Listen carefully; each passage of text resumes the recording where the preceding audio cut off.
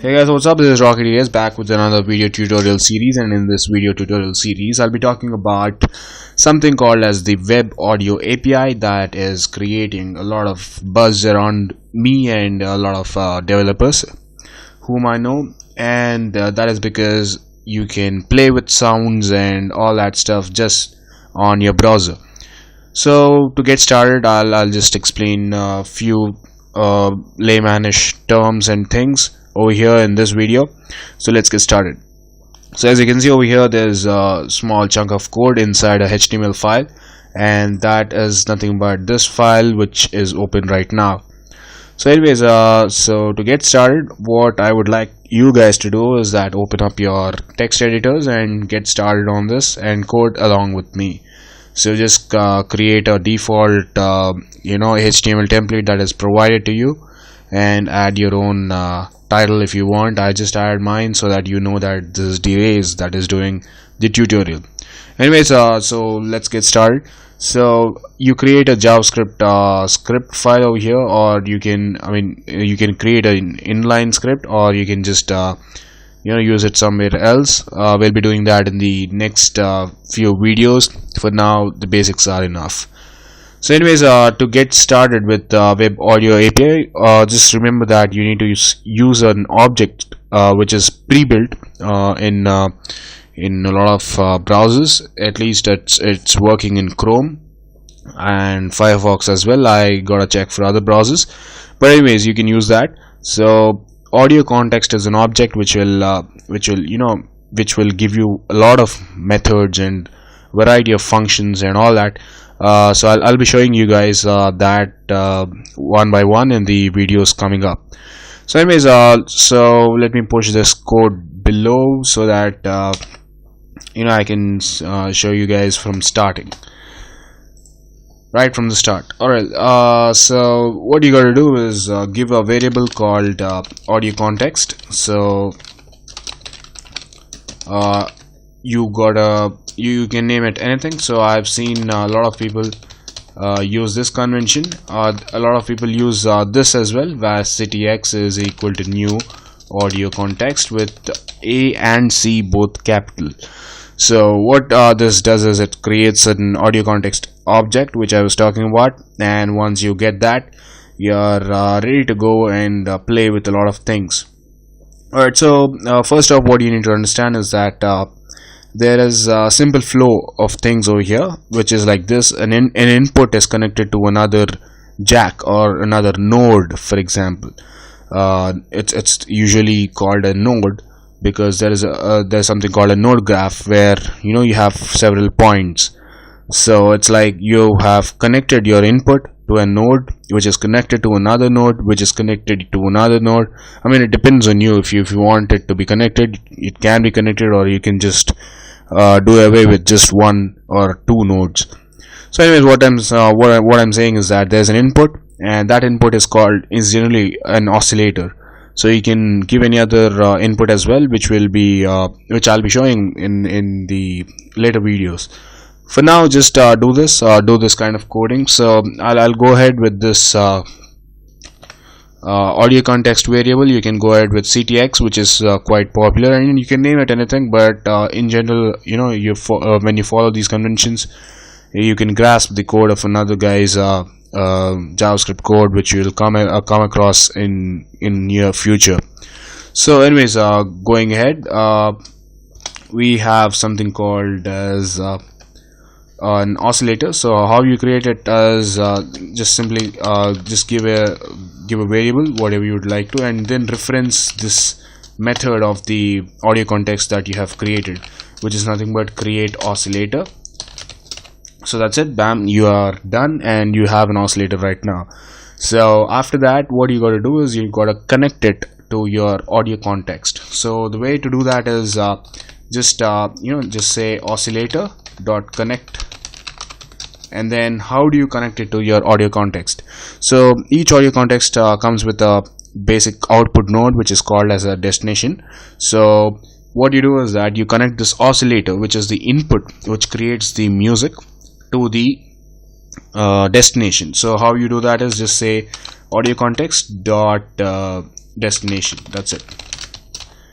Alright, so let me push this down. So after this, what happens is that you just gotta start your oscillator and it'll start working.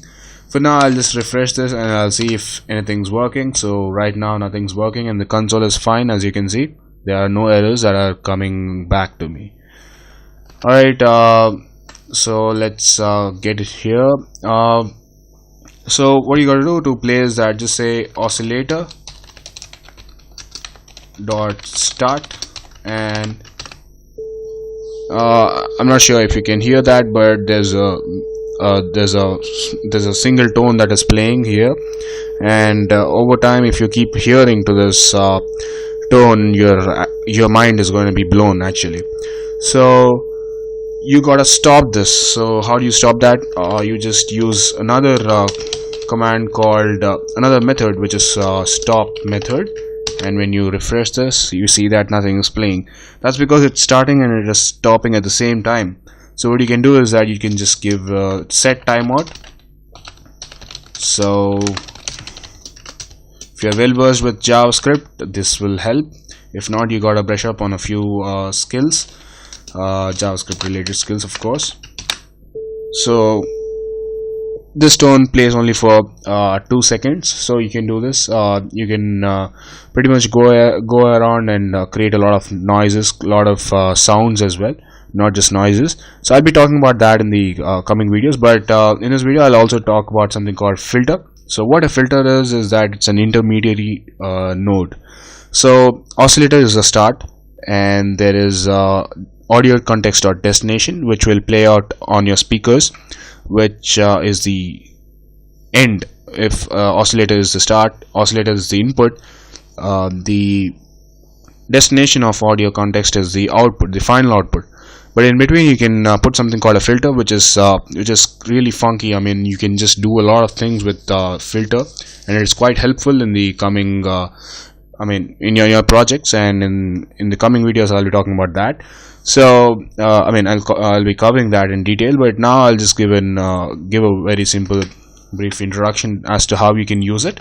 So just say var filter, or whatever you want to call it, you can call it, and then just create it. There are two types of filters. One is IIR filter, and then is bi-quad filter, and I guess there are other filters as well. I'll show you that when I cover them in more depth.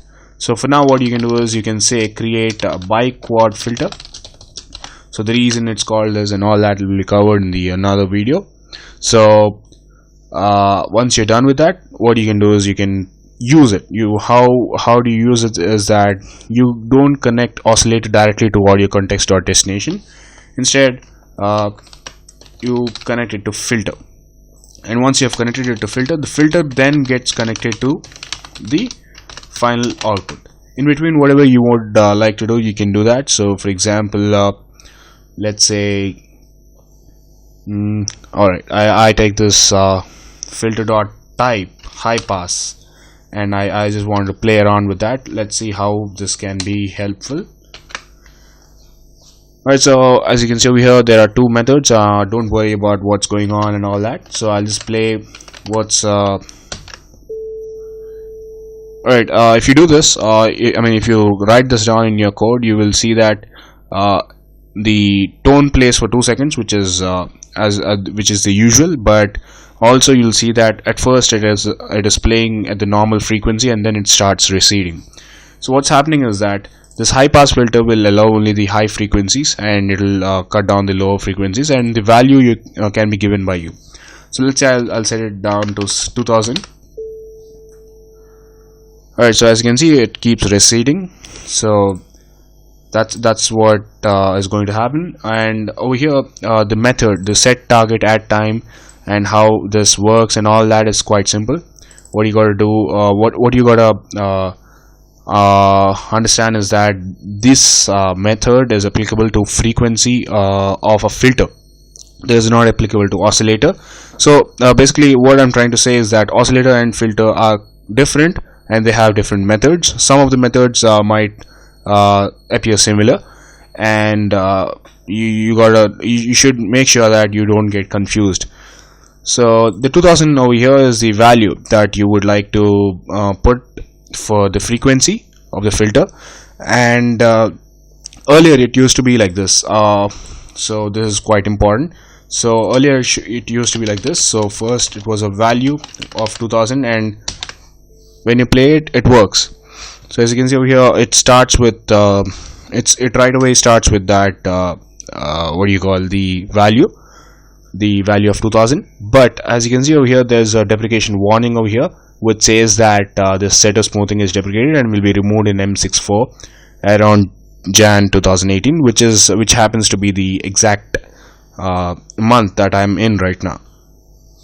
So simply what you can do is that you can replace it with this method, because it says the same thing, set target at time. And what you can do is that you can set the target, and then this second method is telling you when you want to start the filter to apply. So I hope you're not getting confused. This is quite simple, so don't get confused. I know I jumped too fast.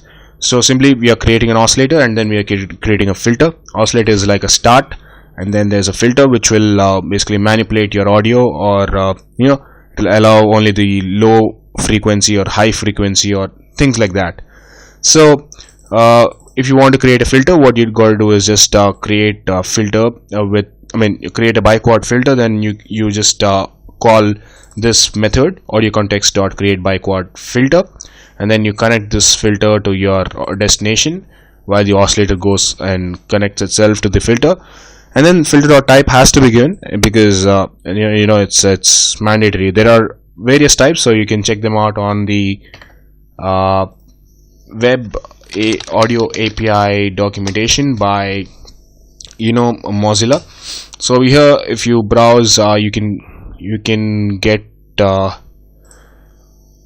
let me just open it up for you.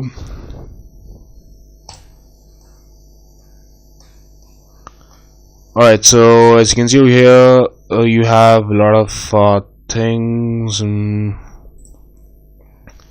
Alright, so as you can see over here, you have all these types. So there's a low pass, there's a high pass.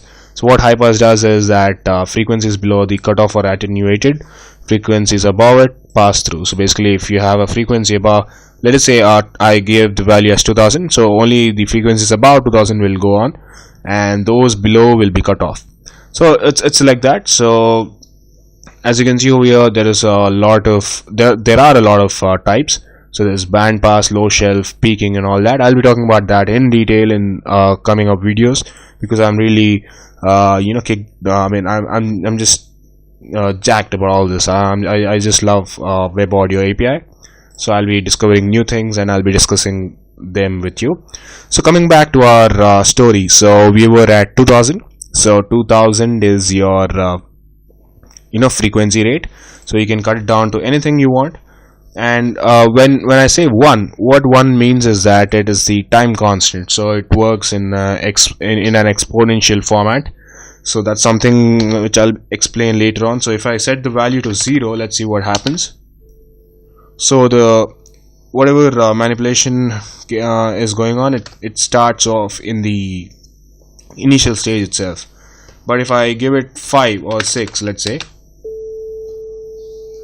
so if you try this out in your browser, you'll be able to differentiate whatever change that is going on, because right now I'm pretty sure you won't be able to hear much. So try this code in your browser, guys. So when you put 6, what happens is that it calculates an exponential time constant. Excuse me. So that will tell you that will tell basically how soon do you want your it's not soon, how slow you want the effect to happen. So generally, if the time constant is high, so if the time constant is high, so the larger the time constant is, the more time it takes for you to get to that filter to be applied. Basically, it's like that. So the application doesn't happen immediately, it just takes its own time in an exponential format. So okay, so I'm sorry about that. So what happens is that instead of just directly starting off with from 0 to 1, just starting off application of the filter, you can do it in a small in a gradual way. Okay, so after that you're done with your filter, and then you're able to apply it. So as you can see over here, when I put 3000 and when I run this, so gradually the frequency gets decreased, and you can see that if you you can experience that in much more detail if you try it out in your own console. So I really want you guys to open it up and try it out and follow along in my videos, so that you learn more and more. And better stuff is coming up, so stay tuned and give this video a thumbs up if you liked it, and also share it with your friends who might want to learn all this. Alright guys, thanks a lot for watching. This is DeRaze signing off. I'll see you guys in the next video. Bye bye.